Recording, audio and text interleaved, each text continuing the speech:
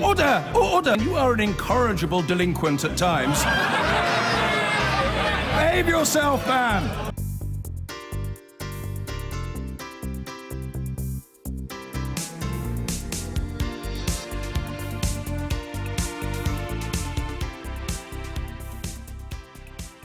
Now, the general election not only meant the Tories losing their majority, but it handed huge power to the smallish party propping them up, Northern Ireland's DUP. They asked for £1 billion up front, and now they're at the centre of agonised debates about the customs union and the future of a so-called hard Irish border. Their leader, Arlene Foster, joins me now in the studio. Welcome to London, Arlene Foster. Thank you. Can I start by asking about this customs union issue? Have you had any conversations with the Prime Minister about this recently?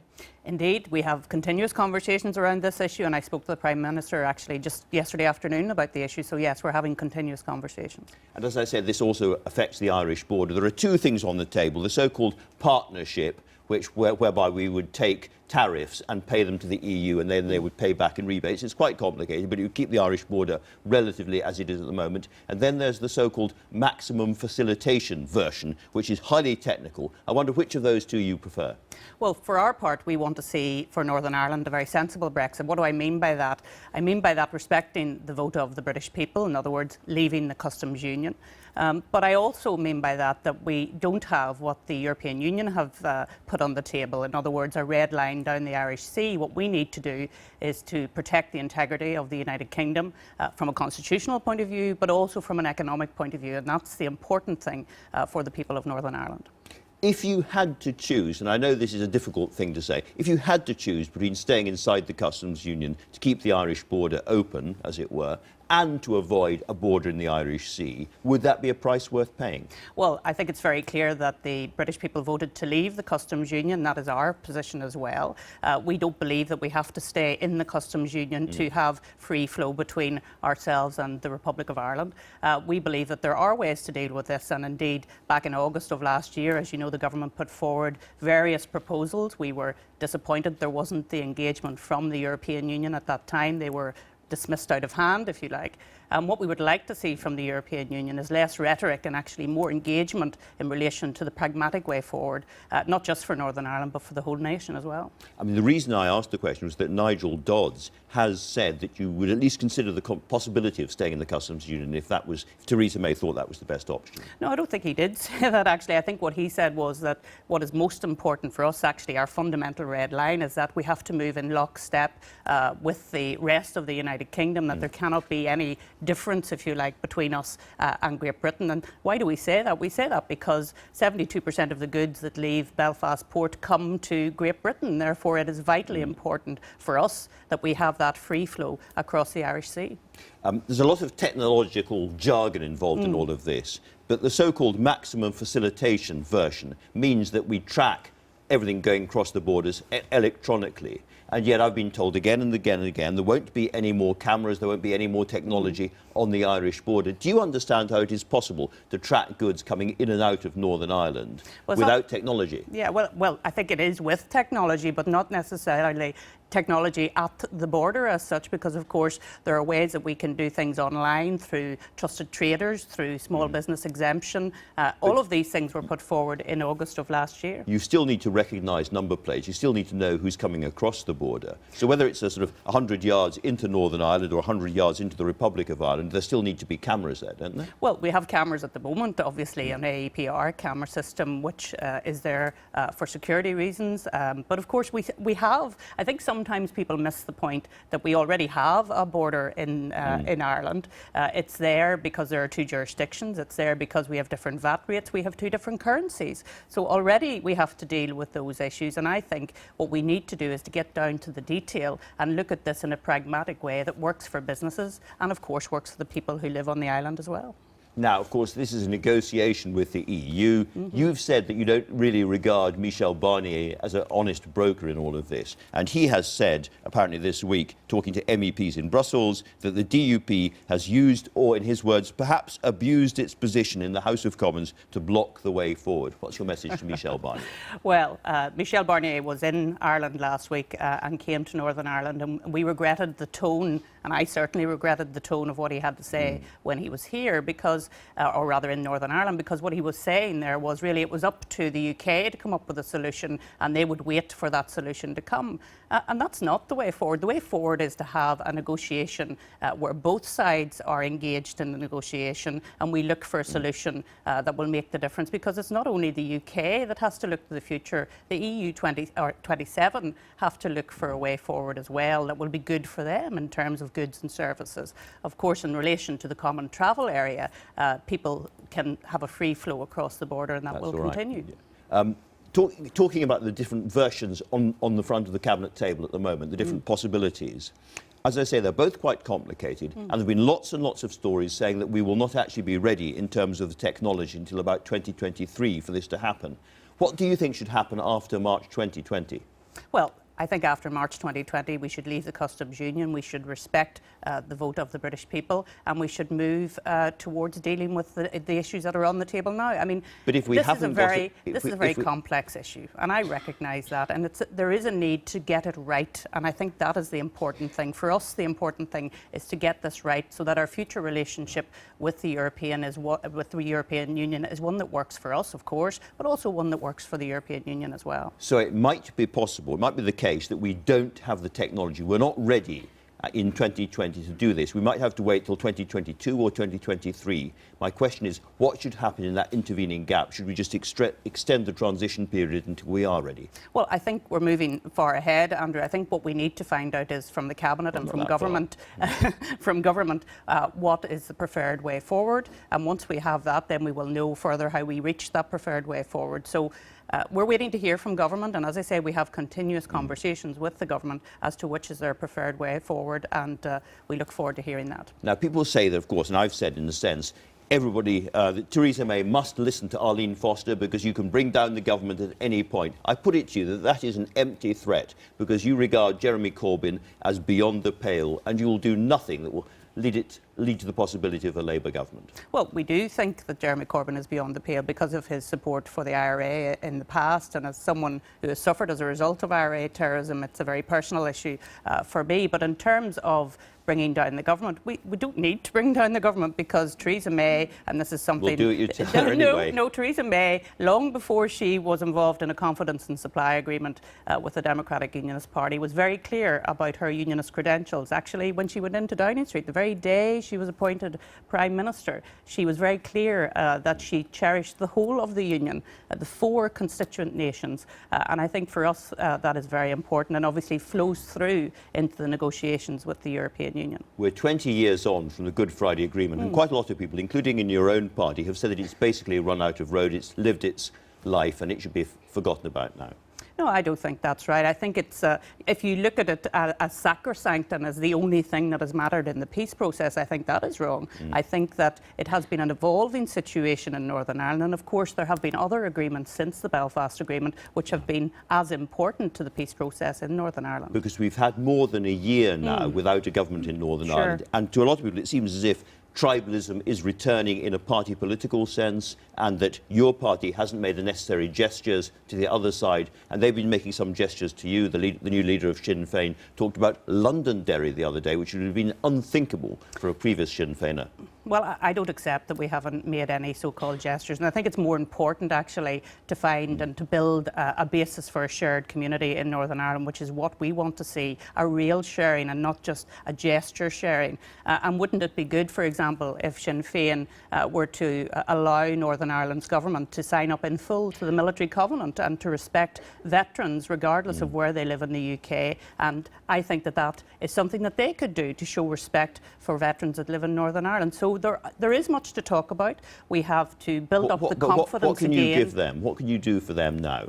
Well, I have said frequently that the Irish language is no threat to the United Kingdom or indeed to the Union. I respect people that speak the Irish language, but that's not enough for Sinn Féin. They want to impose the Irish language on everyone in Northern Ireland. I think that that would be not only a retrograde step for Northern Ireland, but actually for the Irish language as well, because it actually politicises it. So I think there is much that we have to do. We have to build up confidence between the parties again, and because devolution is right for Northern Ireland, and we want to see it return immediately. allegedly.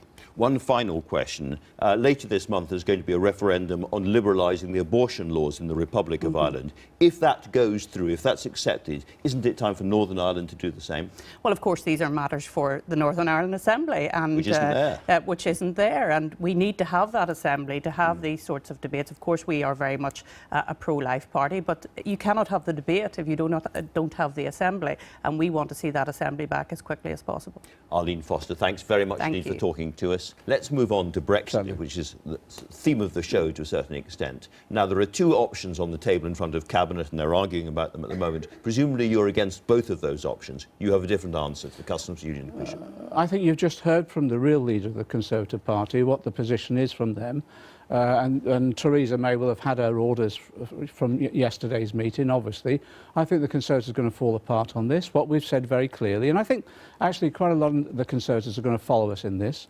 We remain within the Customs Union during the transition period. We want to negotiate a Customs Union. That will solve the Northern Ireland border problem, which I think is intractable, and you've just demonstrated that.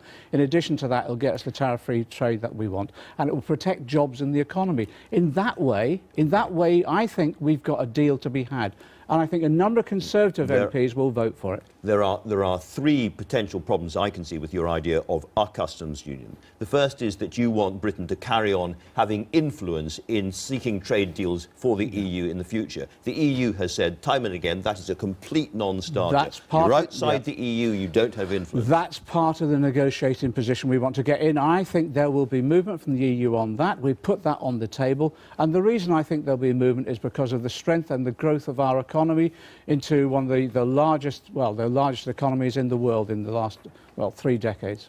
Well, Michel Barnier has said we can't change our rules. Our rules remain the same. When you're in a customs union for goods, like Turkey, for example, you become part of the common trade policy. You don't have autonomy anymore. And I think that's the issues upon which we can negotiate upon. If we can change the mood of these negotiations, instead of this banging the table, walking away, threatening to walk away, and into one, as we've discussed this before, change the mood, one where we recognise mutual interest and mutual respect, we think we can get that deal. Because, and we've talked to our European colleagues, their support for these issues. A second issue is the Irish border itself. Of course, a customs union helps that, but it doesn't answer the problem, because if you're outside the single market, then there are regulatory divergences which have to be dealt with on a border. And that's why we want to get as close to the single market as we possibly can. That'll be part of the negotiations. But you know as well as I do, the solutions that have been brought forward today, well, by Arlene and also by the Prime Minister, there are nearly 300 entry points between Northern Ireland and Southern Ireland. It's impossible to have a technological solution or any other solution other than a customs union. But you also want to get out of the state aid rules of the current EU. And again, if you want to be inside a customs union, they're going to say, no, you have to accept the state aid rules. Well, not necessarily. And again, that's subject for negotiation. We've looked at whether or not the current laws can impact upon our decision-making when we go into government. And that's some of the discussions that we're having with commissioners. I've said, look, here's our manifesto that we stood in the last election. You tell me what will impact upon that and what won't, and what we can negotiate on, and we can do that. It's a constructive negotiation. If they say you have to stick with our state aid rules and that's that, what do you do then? I don't think they will. I think there's flexibility. And if you look at other European countries, they've had that flexibility. We've had other countries, for example, take the steel industry. Other countries intervene to protect their steel industry in a way this government refused for a long period of time, using the excuse of state aid rules. OK, one of the other things we read, we don't know, but we read, is that this country is not going to be ready technologically for any of these solutions, possibly until 2022 or 2023. In those circumstances, and you could be in power very, very quickly if there's a snap election. What do? Do you extend the transition period from 2020 through to 2023? Look, we've always said that the transition period should be as short as possible, but as long as necessary. We think 2 years is enough. Obviously, we'll review that continuously, but we think 2 years is enough. But that's our principle. Short as possible, long as necessary. But long as necessary means that if the technology isn't ready, you extend. I think we can be in a position within that 2-year period where we can reach the agreements and the arrangements to enable us to respect the referendum result, but maintain the protection of our economy. OK, but you can't know that. I can't know that. It's slightly this, isn't it? No, I don't think it is. I think proper planning when we go into government will enable that to happen. The problem that we've got at the moment is that we have a government that is in complete disarray. The divisions within... And let me just use this example. We want to have the legislation before us with regard to trade and customs.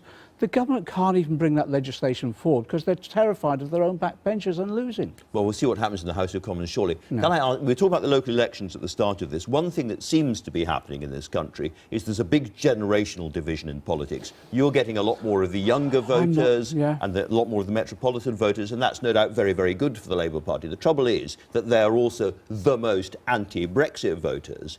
Isn't it possible? Shouldn't you look again at the possibility of actually staying inside the single market as well as the customs union and doing what your own supporters, your own peers want you to do? Look, let's go back to this. People like Alistair Campbell and others who have been critical of us were saying that if we didn't take an anti-Brexit position, trying to reverse the referendum, we would lose Remain votes. That hasn't happened. You've seen that in the results in London. Then take the other side. He's now saying if you take an anti-Brexit position, a firm position, you'll pick up votes in Leave constituencies. That's illogical. What people want is a traditional British compromise.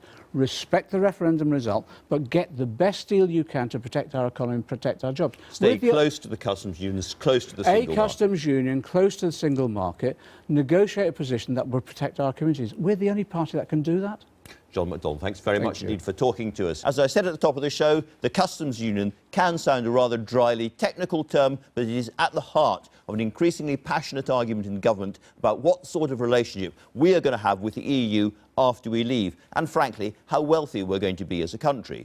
Greg Clark, the business secretary, knows how much it matters. During last week's cabinet argument, he was said to have been close to tears, and he's with me now. Now, I don't want to be silly about this, but it is a very passionate subject for you, clearly, because presumably it's about the jobs and livelihoods of people watching this programme and people in business across the UK. You became emotional about it. Just tell us why.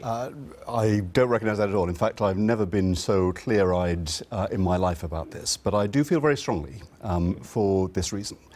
It is absolutely right that we should be leaving the customs union. This is something that was a clear commitment that was made in the manifesto. But what we replace it with is of huge importance. And let me give you the reason for that. I was talking this week to the global president of Toyota Motors. They're making a big decision as to where the next motor plant should be in Europe. We've got a very successful one in Deeside at the moment in North Wales. But there are choices as to whether that should be located on the continent. Between that plant and the plant in Burnaston in Derbyshire, there are 3,500 people employed. Now, the nature of that business is that parts come, over 50% of the parts come from out of the country. They come through every hour of the day and night. They're not allowed to arrive at the plant 2 hours early or 2 hours late. Just-in-time manufacturing. Just-in-time manufacturing. It is highly efficient. And so what we've always said, what the Prime Minister said in the Lancaster House speech, what she said in the Mansion House speech, what we've said throughout to businesses, is that we will have a customs agreement that has the minimum of frictions. Now, that is crucial because otherwise, those men and women that are employed, and let me just give you one more feature of that. The jobs that are available there, being employed now, and there are many more in the supply chain, the average wage in the motor sector, just to take that example, is £36,000. That is hugely above, almost half as much again above the national average. It's an area in which we are strong, we are growing, the world is looking through our industrial strategy to the innovations that we're making there. So this requirement to do what it takes to get that frictionless, the minimum of frictions, is something that we've made a public commitment to, and we need to make sure that we get that right. And why does this customs partnership, which involves us taking tariffs and then paying them back, sounds a little complicated, why does it help those people?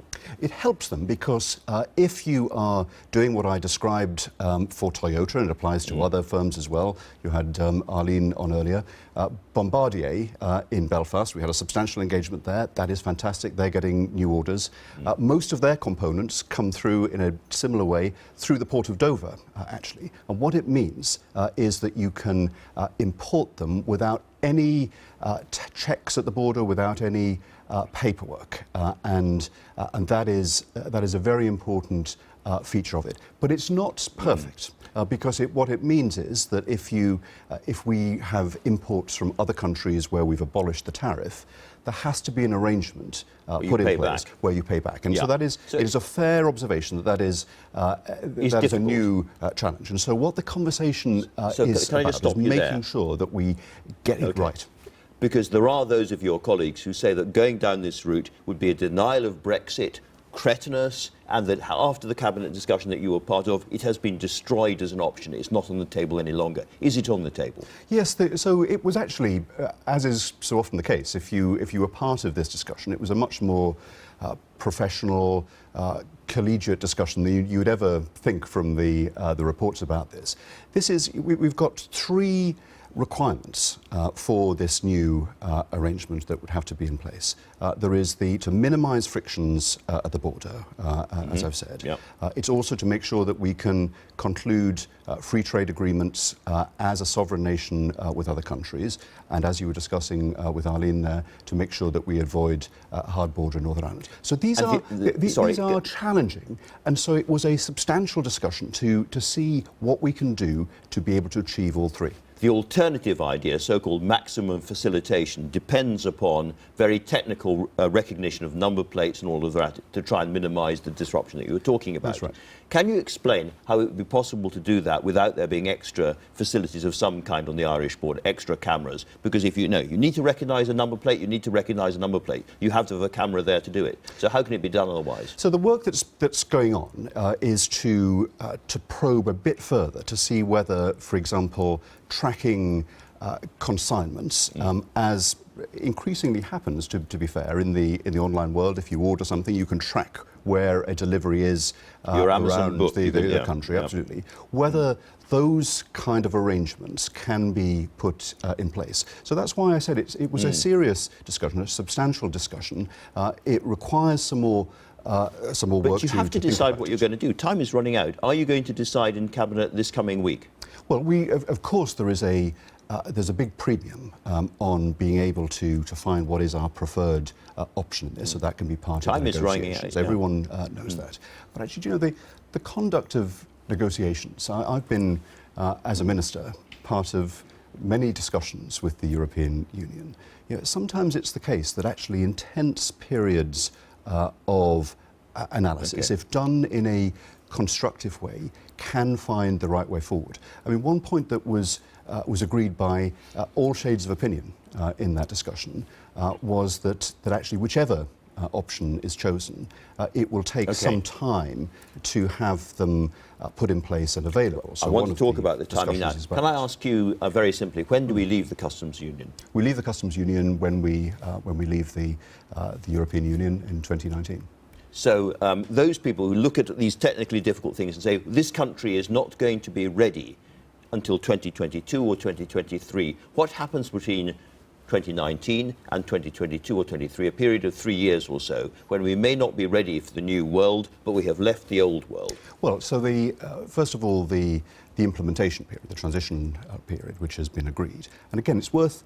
Could that be extended? Let me come on to that. I think not, but let me tell you, let me point to that as an example where, actually, if we were talking a few months ago, people were thinking that there was not going to be a meeting of minds on having an implementation period, and actually it proved possible to do so. What I think would be important. What could happen? So what I think would be important for business is to have an understanding of where we are going to in terms of the ultimate arrangement. Sure, we have the understanding, but we may not have the actual infrastructure to get there for 2 or 3 years after we've left the customs union. It's possible. That needs to be bottomed out. So what happens? So what I'm suggesting is that as part of the work over the next few weeks, I think it would be a mistake to have to move from one situation to another and then to a third. If we can make progress as to which I think we can, as to what the right arrangement is for the long term, then it may be possible to bring that in over that period of time, so business can have a clear understanding. You could extend the transition until we're ready to move. No, it wouldn't be a question of because if we don't, what else happens? It wouldn't be a question of extending the transition. It would be, as it were, implementing as soon as you can do so. There'll be different parts that can be done immediately. There'll be things that will take more time. Take, for example, the system of repaying tariffs that for goods that stay in the United Kingdom. So, I'm sorry. I mean, if I'm a business person, whether I'm in a big car manufacturer or whatever, I'm looking for certainty. Yes. I want to know what the regime is going to be. And if I don't know what's going to happen in 2019 because nothing is ready, that is a disaster for me. No, I think what is the most important thing, of course, business wants certainty. Everyone recognizes that. But every business that I talk to wants the certainty that the agreement is the right one. No one wants to go back to no one wants the certainty, which is available at any time, of simply collapsing the negotiation, saying, well, we're not going to bother with this, we're going to accept frictions at the border, for example. No one wants that. So it is absolutely right that businesses want to have certainty, but it needs to follow a constructive, a professional engagement informed by businesses for the purpose of these jobs. The partnership is still on the table, still a live option. Yes, so the agreement that we made was that they needed further work. That clear. Can I turn on to something else? Yes, but let me just emphasise the importance for jobs up and down the country. You can compare models, but actually you need to have in mind the future jobs, but also the very important jobs for people today. Understand that. John McDonnell raised the very disturbing case of your councillor in Pendle, who shared a really, really vile, obnoxious joke. Now, you as a party have had a real go at Labour over anti-Semitism and made hay with that. Surely, until that councillor is suspended again, you have no moral authority as a party to point the finger at anybody else. Well, and Andrew, I haven't seen that, but I've read reports of it, and it seems to me that if they are the views of this person, she has no place in the Conservative Party, and I'm sure the party authorities will have to investigate that. So you, as a party, you will be looking at this again? We can't possibly have a situation in which people, if they hold... Because you just readmitted her into the party and won control of the council by doing so. Well, I haven't seen the evidences. I've read reports of it. If they are her views, then they are incompatible with the Conservative Party. But it is for the authorities, my party authorities, to investigate that. And, one final question. Have you raised with the Prime Minister the plight of people who want to come and work in this country, but who are earning below £50,000 or £60,000 a year, and under the new rules will not be able to? Because there's a lot of people in the National Health Service, as in all kinds of businesses across the UK, who say, we need these highly skilled, non-EU workers to come and work here, and your rules are stopping people we need from coming here. This is a constant discussion in government as to how you can make sure that the rules that you have are operated in a sensible and pragmatic way.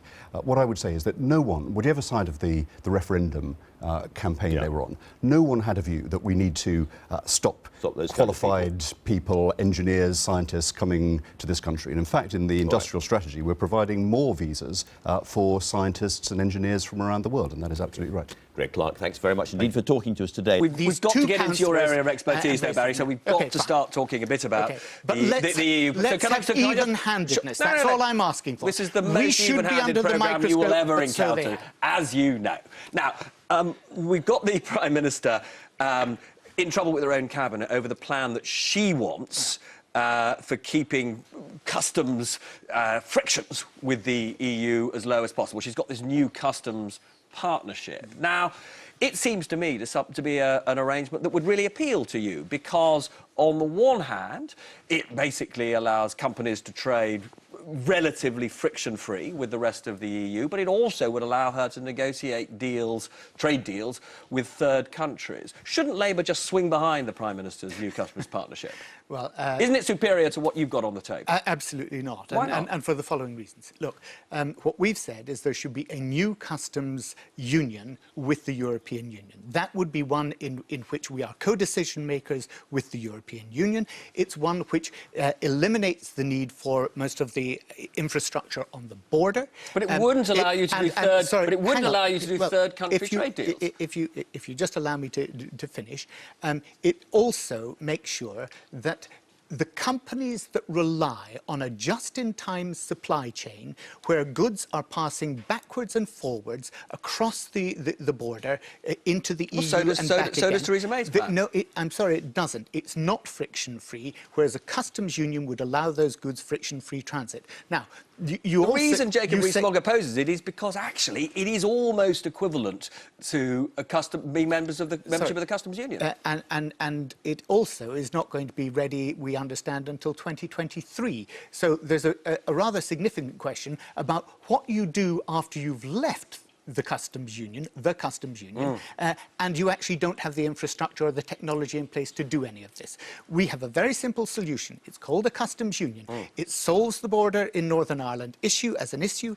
It makes sure that we can maintain friction-free trade in the same way that we do now, and it also means that we can conclude with our partners in the European Union a trade agreement with other countries and have the benefit of being part of a 500 million strong consumer market instead of a 70 million strong consumer market. And the thing about free trade agreements is the bigger you are, the better deal you get. And that is what people like Jacob Rees-Mogg simply do not seem to understand. Now one of Labour's tests for whether you will back the eventual Brexit plan that we assume will be put to Parliament in the autumn is that the trade arrangements have to be at least as good as what we've got at the moment. You famously described that particular test as a word that sounds a bit like bonkers, not quite bonkers.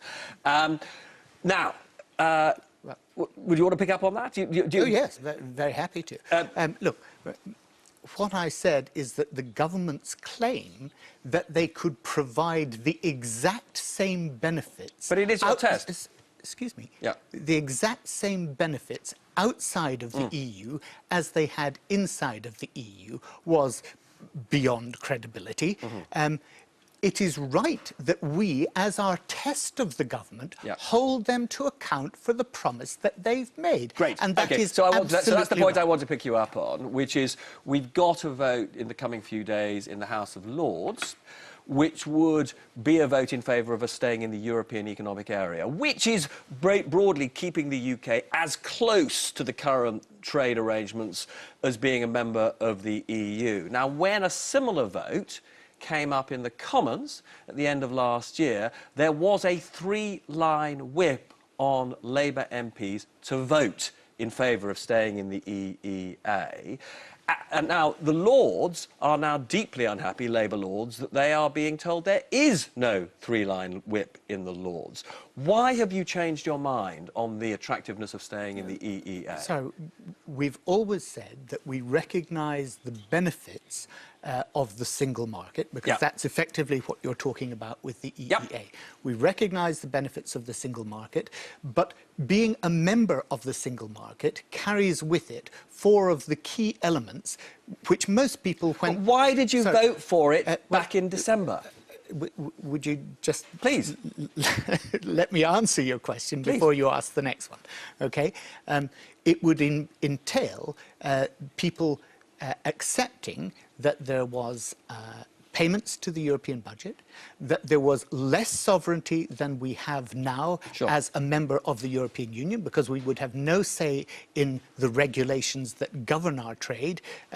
We would have no seat at the table. We would have to accept full jurisdiction of the European Court of Justice, and we would have to have free movement of people. Unfortunately, we are slightly running out of time, but I understand your concerns about it, but you haven't... Look, Barry, I know, look, you like answering questions. Just explain to me what has changed between December and now. In December, Labour MPs were told they had to vote for an amendment that would have kept us, would keep us in the Customs EEA. Union. No, in the EEA, and you are now not imposing the same obligation on Lords. Why has Labour changed?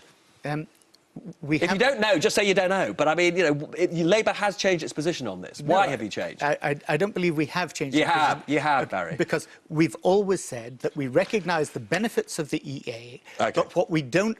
But we also recognise. I think the thing to do, unfortunately, it's being drawn out. I think you now need to go and talk to Jeremy and find out why Labour has changed position. Anyway, lovely to see you. I'm delighted to be joined from his home in Somerset by the Tory MP Jacob Rees-Mogg.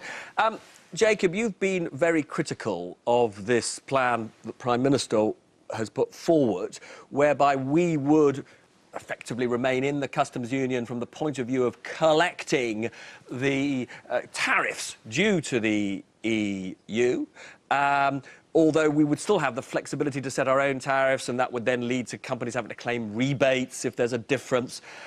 This feels like, to many companies, to be, effectively the best way forward. Why do you oppose it so strongly? Oh, well, good morning, and thank you for inviting me on. The issue with the customs partnership is that to be effective, it would have to keep us in the single market as well, because the idea would be that there would be a single point of entry for goods into the UK, any of which could then go on into the European Union, subject to tariffs being reclaimed if they stayed in the United Kingdom. Right. But for that to work, they've got to meet all the single market regulations as well. And therefore the customs partnership is, in a sense, misnamed, because it means single market as well as customs union, and therefore we would not in effect be leaving the European Union, because the single market and the customs union are the twin pillars of the European Union. Now I can see why for Brexiters like you this is therefore desperately important. Prime Minister is not, however, letting her plan go. She has said that she's going to rework the customs partnership and it'll come back to ministers this week. What will you do if ultimately the Cabinet signs up for it? Well, the Prime Minister was extremely clear in her article in The Sun on Sunday this morning, saying that we would be out of the customs union and out of the single market, and that we would have control of our money, our borders and our laws. So reiterating points that she has made since she took over as Prime Minister. And my position, and the position of a lot of people within the Conservative Party, is that we are supporting the Prime Minister in what she set out in the manifesto, most importantly, because that is our deal with the voters, but also in her Lancaster House, Florence and Mansion House speeches. I think it would be very odd if the Prime Minister were to write one thing for The Sun on Sunday and for another thing to be going on in Downing Street. Odd, but what would you do about it if she did do something different? Well, I trust the Prime Minister not to do things that are odd, so I believe what she writes in newspapers rather than speculation about what people may be thinking in Downing Street. I think we have to deal with what we know officially rather than gossip. Now, the Business Secretary has just said over on the Marr programme that he fears that, he backs the Prime Minister's customs partnership idea, that if he doesn't get it, there'll be thousands of job losses at Toyota. Do they not concern you? We've had endless scare stories about Project Fear, about how we will have the 800,000 people were meant to lose their jobs, according to Treasury forecasts, just on a vote to leave the European Union. This Project Fear has been so thoroughly discredited that you would have thought that it would come to an end by now. We trade successfully all over the world.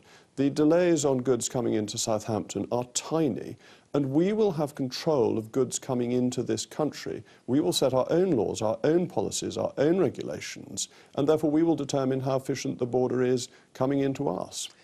But in terms, therefore, of what you see as scaremongering, there are lots of people who fear that if we don't have an arrangement like the customs partnership, and that therefore there are more checks than there presently are on the border between Northern Ireland and the Republic, that will undermine the peace that, has been so beneficial over the past few years. Do you have genuinely no concerns about the stability of Northern Ireland in that sense? Well, I'd go further than that. I think it's deeply disgraceful that people who wish to keep us in the European Union are threatening the spectre of a return to terror to try and make people accept their view. The head of HMRC, John Thompson, has said that there is no need for any physical infrastructure at the border between Northern Ireland and the Republic. And it's important to remember that there already is a border. There is a border for currency, there is a border for immigration, there is a border for excise, and there is a border for VAT. But this does not need a physical infrastructure at the border. And that's what a hard border is. There may indeed need to be non-border checks that take place. That would be perfectly reasonable in the new situation. But if we remain in the customs union and the single market, we lose the advantages of leaving. We won't have control over our laws, and we will find that the prices of food, clothing and footwear remain unnecessarily high to subsidise inefficient continental manufacturing at the cost of the least well-off in our society. It would be deeply unwise to lose the benefits of leaving and to do so on the backs of the least well-off in British society. I mean, it does sound to me that you are, accusing those who negotiated the Good Friday Agreement, because they are the ones who have the loudest voices in warning about the impact of a hard border. You are accusing them of the worst kind of politics. Yes, I am. David Trimble has been quite clear about this, and he was instrumental in the Good Friday Agreement, and does not share the view of these people who are all committed Europeans, some of them in receipt of pensions from the EU, who are raising these scare stories. And I think it's deeply disgraceful to raise the spectre of lawlessness and of murder in pursuit of a political objective. I mean, you are a student of British history. Ireland has undermined the issue of Ireland in so many different ways, has undermined British governments, going back well over 100 years now. I think we're much longer than that. Yeah, that's right. Much more than 100 years. It's a very long and complex history. That's absolutely true. And that's why there's such a determination not to have a hard border, not to have a physical infrastructure. But that is within our gift. We don't have to impose one. And that's very important to bear in mind. It would be a voluntary act, either of us or of the Irish, to impose a hard border. Neither side wishes to do that. We can have an agreement that does not require a hard border. It is very straightforward. But on that basis, you seem to be broadly accusing the entire European Union of, essentially being hysterical about the rules that have been fundamental to their security and prosperity. No, I don't. No, I don't make that accusation at all. I make an accusation against a small number of people who are raising the spectre of a return to the men of violence, who I think are in a particularly invidious position. In terms of the European Union, it is quite intelligently using its negotiating strength to try and get the deal that it wants, which is to keep us as the vassal state. That is in the interest of the European Union. It is not in the interest of the United Kingdom. This is a negotiation. We need to be strong in the negotiation, but we should expect our interlocutors to be strong as well. Listen, there's so much more to talk about, and I will pick it all up again with you very soon. Jacob, thanks very much for joining us. Now, I want to move on to Brexit, because you told my colleague Faisal Islam earlier this week that certain pro-Brexit Conservative MPs are acting like Russia on the UN Security Council, vetoing everything that they don't like. What did you mean by that? What I mean is that in the end, there's going to be need to be give and take. And the voices that we tend to hear in Brexit are passionate, understandably, but they tend to be on the kind of wings of the argument, either very passionate that this was a big mistake and we should be going back into Europe and getting rid of this result. I don't agree with that. Or very passionate that we've now got the vote and we absolutely have to deal on it, deliver on it in its most purest form. I don't agree with that either. What we need is something that is politically sustainable and that respects the result, but actually recognises that if we don't deliver a conservative Brexit, in other words, it has our values as its heart, as in a strong economy, well-managed public finances, opportunity, then actually it won't be something, I believe, that carries the whole country. I represent one of the youngest constituencies in the whole country. In fact, it is the youngest constituency demographically alongside Battersea. And unless you make it work for communities like mine, as those voters get older and they form a bigger part of the electorate, they will simply demand a change. So and I don't think spending the next 10 to 15 years as a country continuing to debate and argue about our relationship with our European neighbours will serve this country's future well. We need to resolve this debate and argument now. We need to put the divisions it's created behind us, and we need to look ahead and debate what's the kind of country we want to be after Brexit. That is the most important thing to me. But you've got to get Brexit sorted first, haven't you? I'm keen to talk specifics. And we could spend forever and a day debating it. That's the challenge we've got. Jacob Rees-Mogg says that all he's doing is trying to get Theresa May to stick to the promise she already made to leave the customs union. What's your view on that? Should the UK leave the customs union? I'm interested in the outcomes. I think we have to respect... But we need the process first, don't we? We can't just talk about the outcomes. We need to work out how to get there, and whether or not we're going to be in the customs union is surely at the heart of that. It is, but in the end, I think there's... what does the customs union represent for us? It's about being able to trade freely, and when goods and services are crossing borders, have that happen in a way that's not bureaucratic. And all, I guess, people like myself are saying is it's how we actually deliver on that continuing that matters. It really matters when it comes down to the Good Friday Agreement and Northern Ireland. We can't go backwards on the politics there. That is absolutely crucial, I think, for lots of moderate Conservatives like myself.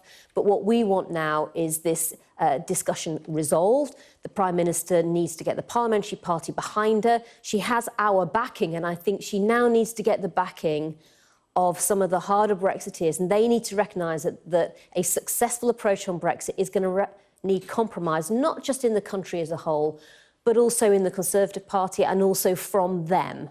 And that's what they now need to do, is be prepared to have some give and take. And we're going to have to crack a few eggs to make an omelette, I'm afraid, on the Brexit situation, and they need to recognise that. And who is they? I mean, it's obvious that you're talking about people like Jacob Rees-Mogg, but it's also, let's be frank, people around the cabinet table as well, isn't it? You're talking about people like Boris Johnson, who reportedly has said that they're ready to resign from the cabinet if Theresa May pushes ahead with staying in a customs union or customs partnership. Well, yes, I hope they can show some leadership. And I hope they can recognise that it's going to require give and take. And that will require give and take from them as well. And all I can say is I resigned from government and I've gone to the backbenches, and I'm doing just fine, and I'm enjoying the additional freedom, and I can campaign on the things that matter to me. So you're saying that it wouldn't actually be too bad if some of the Brexiteers stepped down from cabinet? I'm saying we have to decide what's important to all of us. From my perspective, I left government because I wanted to campaign on something that matters to me hugely, which is social mobility. I don't accept Britain as it is today, being a country where you're growing up means you get very different chances in life. That's just plain wrong. I think it's wrong for individuals, I think it's bad for communities, and I think it's bad for our country overall. I actually think if you think of a Britain where we all did get an equal opportunity, where people did get a chance to make the most of their potential, that's really the key to success for us in the 21st century. In the 21st century, it's all going to be about a knowledge economy. It's going to be about countries that can make the most of their people. Okay. And that's what I want to see our country do. Now, let's get to the important bit of this Brexit debate, shall we? Because, yes, the Brexiteers have been making loud noises, but let's be honest, they don't actually have the numbers to really hold the Prime Minister hostage to what they want. You, on the more Remain supporting side of the Conservative Party, do. So what are your red lines? Would you be prepared to rebel against the government? Oh, it's not about red lines. We're all going to have to realise that we have to find some kind of a sustainable agreement within the Conservative Party itself. I would describe myself as a moderate. I absolutely accept that we're leaving the EU. But the question is, how do you do that in a way that brings the broad mass of the British public with you? When we know the vote was broadly split, how do you do it in a way that protects our economy, that protects our public finances, and that means Brexit doesn't come at the expense of social mobility? I understand where you want to get to, but the reality is your most powerful tool is the fact that you can defeat the government. That's the way to get listened to, isn't it, if you don't like the Brexit vision that's been put forward? I think the way to get listened to is not to send letters that get published in the paper and make ultimatums through the papers. I think it's to get round the table and to hash out a deal of what's an alternative that's really going to bring the overall Conservative Party with it. I don't think people can afford to stay in their comfort zones, however convenient and easy that may feel for them. I'm willing to compromise. I think we all have to if we're going to show some leadership. I think people are frankly fed up with a Brexit debate that seems to be focused all about the personalities, all about the politicians, and not about people. And that needs to change. And I think the Prime Minister came into her role wanting to bring people together, but she can only do that if people are willing to make compromises. And that's what I think the Parliamentary Party and members of the Cabinet now need to be prepared to do. Just finally, before we do these interviews, I sometimes ask people on social media if they have any questions for our guests. And one that came up a couple of times, actually, with you is, would you be prepared to run for London Mayor? And if you could give a straight answer, I'm sure the people who put that question forward would be very happy. Well, I thought I'll get through the London elections first before thinking about anything next. I literally just left Cabinet because I've never felt I needed a role in politics to particularly define myself or make what I'm doing feel worthwhile. The main job I've always always cared about is being Member of Parliament in Putney. So no, I haven't made my mind up at all on any of that stuff. It's not particularly what drives me. What drives me is what I want to try and achieve for my community and my country. OK, not definitely ruling it out, though. Justine Greening, thank you very much for today. I want to talk to you now about Brexit and where the Conservative Party is on that. Now, it feels as though there's sort of two ways of looking at the local election results. Some people who support Brexit say it's an endorsement of the Conservatives' position because of picking up votes in areas that voted leave. If you speak to Craig Oliver, which I did in the paper review, he said that actually he sees it the opposite way. You're not doing well in the Remain areas because you're supporting a Brexit that means leaving the customs union and the single market. What's your opinion? Well, I think the local elections around a wide range of issues. I mean, first of all, to be 8 years into government and to be the largest party by some 3,000 odd councillors, I think is a very good achievement. And I think it's down to a couple of key things. When I've been travelling around the country, what I've heard is people on doorsteps talking about, particularly through the situation we have with Russia, with Syria, actually the way that our Prime Minister has shown really good, clear leadership, and they support that. But I have to say, time and again, the issues people were focused on were the local issues that councils deal with that affect our lives every day, whether it was the failure of Labour to collect the rubbish in Birmingham, whether it was a ridiculously complicated bin collection system that people in Sutton were talking about, or the potholes or the free car parking that Conservative councils are bringing in, or time and again, the fact that Conservative councils deliver lower council tax. That's what you want to talk about. I think perhaps people in your party prefer we did focus more on those kind of Brexit machinations. They seem like every kind of week there's another row over where you should be on things like the customs union. Can you say definitively when the UK will be leaving the customs union under your government's plan? As the Prime Minister said, we will leave the customs union. We leave the European Union obviously next year. We'll have the implementation period. That will be delivered, as we said we would, and there's no change to the position the Prime Minister's taken. When you asked on Friday if we'd be staying in the customs union until 2023, you said that Cabinet would be making some decisions on that. So had those decisions now been made? Well, actually, what I was talking about was the fact I was being asked about the decisions and the conversations Cabinet are having linked to the meeting last week, which I wasn't at, not least I was out on the campaign trail myself on Wednesday, and I'm not on that committee. But Cabinet meets on Tuesday. Cabinet meets every Tuesday, and we'll be discussing what we do in terms of that final deal that we will negotiate. My position has been the same from the very beginning. It's right that we respect the decision that was made in that referendum, that we do that in a way that delivers for the British economy so people can continue to have opportunities and job growth, and I'm confident the Prime Minister and David Davis and the team will deliver that, and that we will do that and leave the European Union and the customs union as promised. Let's be real, it's going to be really hard to stick to the time frame, isn't it? Civil servants are asked to go away and come up with a plan for the customs relationship with Europe a year ago. They came up with the customs partnership. That now looks like that's for the birds.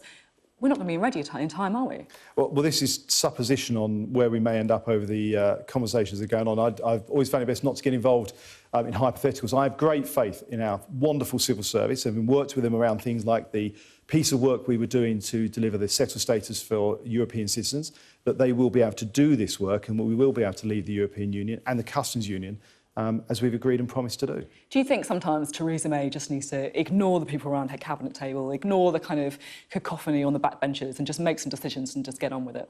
I think one of the great strengths of Theresa May as Prime Minister is she's promised to going through one of the most complicated processes this country has seen, certainly since the Second World War, in terms of leaving the European Union and what's involved with that.